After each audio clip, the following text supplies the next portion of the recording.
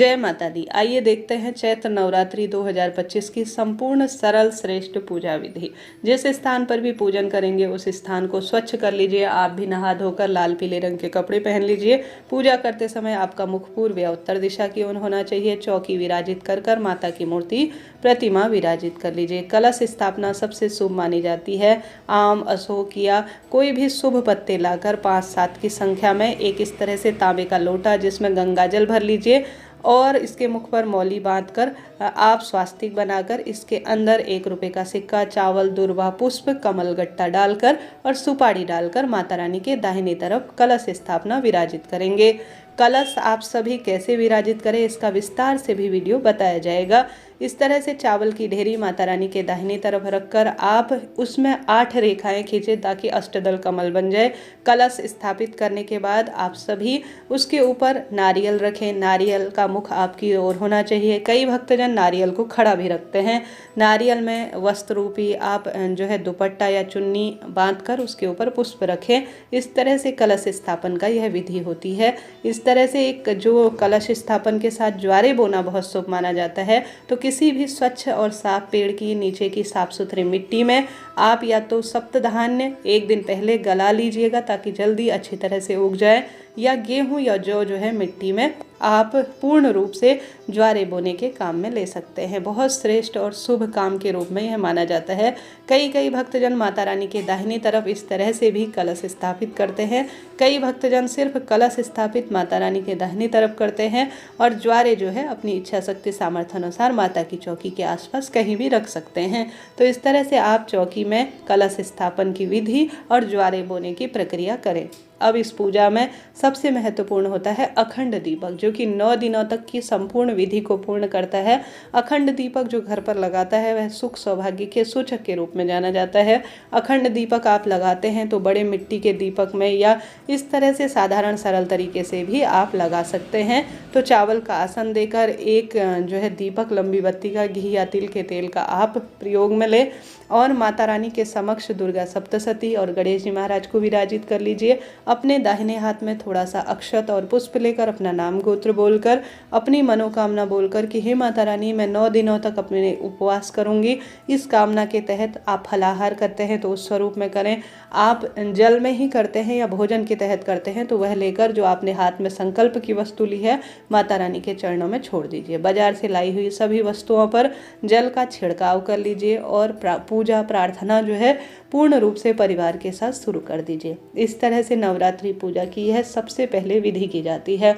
माहौल को, वातावरण को शुद्ध श्रेष्ठ करने के लिए धूप बत्ती इत्यादि को प्रयोग करें। यह पूजा प्रथम दिन की आपको करनी चाहिए कलश स्थापन में। अब यहाँ पर नवग्रह षोडश मातृका की बात आती है तो यह अपनी इच्छा शक्ति सामर्थ्य पर है कि आप नवग्रह स्थापित करना चाहते हैं तो वह करें, नहीं तो नवग्रह की बाजार में एक या अमेज़ॉन इत्यादि में एक मूर्ति प्रतिमा सी विग्रह स्वरूप में भी आती हैं तो नवग्रह वहाँ पर आप विराजित कर सकते हैं।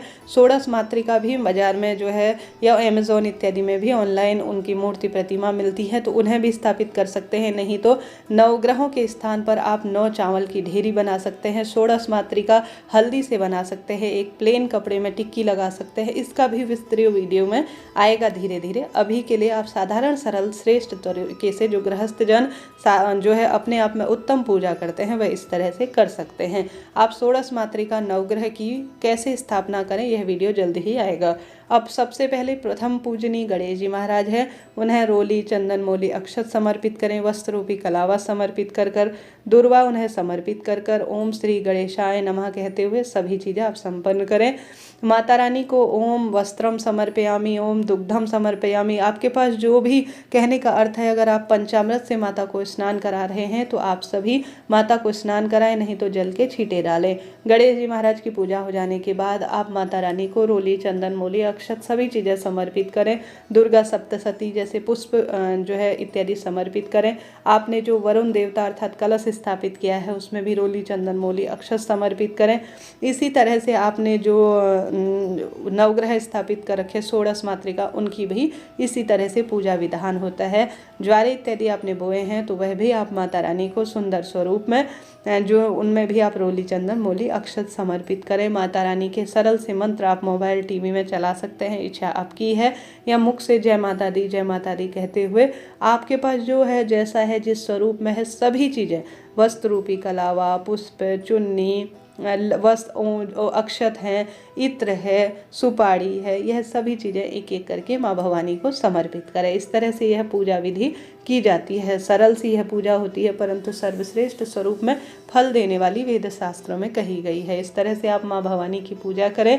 कैसे भी रोग दोष कष्ट हो, माता रानी की कृपा से वह दूर होंगे और जीवन में सुख समृद्धि का वास होगा। माँ की पूजा में चंद्र जो शंख घंट होता है उसका भी बहुत श्रेष्ठ महत्व है। वह पूजन कर कर भी आप भाग्य की रेखाओं को प्रबल करें। जो खेतरी होती है वह बहुत शुभ और श्रेष्ठ सूचक के रूप में जानी जाती है। आप सभी को खेतरी पूजन भी जरूर करना चाहिए। संभव हो तो खेतरी बोए, नहीं तो कलश स्थापना कर कर माता रानी की चौकी भी इस तरह से विराजित की जा सकती है। यह भी सर्वश्रेष्ठ फलों को देने वाली होती है। प्रथम दिन इस तरह से आप पूजन कर सकते हैं। यह बहुत श्रेष्ठ और शुभ होती है। इसके बाद अखंड दीप इत्यादि पर भी सभी चीज़ें, रोली, चंदन, मौली इत्यादि समर्पित करें। साथ ही पान का पत्ता या जो भी आपके पास है, कोई शुद्ध पत्ता, उसमें आप माता को सुपारी और इलायची, लौंग और साथ के साथ जो माता को प्रिय है बताशा, इन सभी चीज़ों को, शहद इत्यादि का भोग बारी बारी से लगाएं। साथ ही माता रानी को सबसे अधिक प्रिय है अनार का और माता को प्रिय है खीर। दिन बार के अनुसार अलग अलग आप माँ भगवानी को समर्पित कर सकते हैं। साथ ही माता को सुहाग की सामग्री 16 दिन में किसी एक दिन जरूर से आप चढ़ाएं। 1-2 दिन भी आप चढ़ा देंगे या प्रथम दिन भी आप माता को 16 श्रृंगार की सामग्री चढ़ाएंगे तो यह शुभ और श्रेष्ठ मानी जाती है। अभी जो है, जैसा है, प्रथम दिन चुनरी के साथ साथ थोड़ा बहुत ही सही सुहाग की सामग्री आप माता को जरूर चढ़ाएं। जो मौसमी फल आपको मिल जाए, प्रथम दिन तो पंचमेवा, पंचफल की महत्वता या पंच मिठाई की महत्वता कही गई है, अगर उसे चढ़ाते हैं तो और अधिक शुभ है। नहीं तो इन दिनों जो फलाहार है आपके पास, वही माँ भगवती को आप समर्पित कर दीजिए। यह भी पर्याप्त और श्रेष्ठ होता है। तो इस तरह से माता को आप सभी चीज़ें समर्पित करें। अद्भुत स्वरूप में वृद्धि होती है। बाद में जब माता इसे स्वीकार कर चुकी होती है तो आप इसे ग्रहण कर सकते हैं। इस तरह से आपको माता को इन सभी चीज़ों का भोग लगाना है। साथ ही यहाँ पर जल का लोटा भी आप माता के श्री चरणों में रख दीजिएगा। इस तरह से ये प्रथम दिन की पूजा होती है। अब आप सभी जो प्रथम दिन माँ को थोड़ा थोड़ा दक्षिणा इत्यादि समर्पित करें। लौंग का जोड़ा इत्यादि रोज आप पूजा में समर्पित करें। अब अंत में आप सभी जो एक अलग से दीपक और कपूर की आरती कर सकते हैं। साथ के साथ जो भक्त रोज हवन करते हैं, जैसे कोई भक्तजन रोज नियमित रूप से हवन करते हैं, वह कर सकते हैं। नहीं तो जो है, हवन हमारे क्षेत्र में तो अष्टमी और नवमी अंतिम दिन में ही किया जाता है। आप उस अनुसार भी कर सकते हैं। हवन कैसे किया जाता है इसका वीडियो भी जल्दी ही चैनल पर आएगा।